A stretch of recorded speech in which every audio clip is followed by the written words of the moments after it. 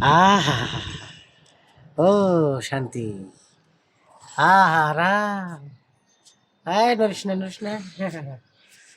ভাগ্নে মামা, কি করো? ওটা কি? এটা এটা মামা ঠান্ডা, ঠান্ডা মাথায় দিছি, মাথা ঠান্ডা থাকে। ওরে কিসের ঠান্ডা মাথায় দিলে থাকে রে?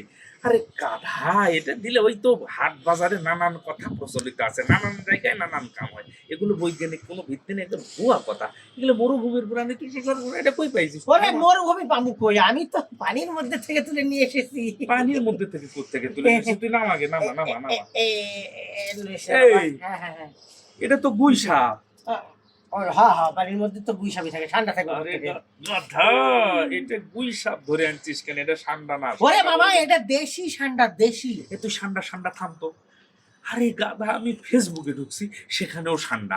ইউটিউবে ঢুকছি, সেখানেও ঠান্ডা। হ্যাঁ, হ্যাঁ। সব সামাজিক যোগাযোগ মাধ্যম খালি ঠান্ডা ঠান্ডা ঠান্ডা। রাস্তার যাই রিক্সাওয়ালা ঠান্ডা।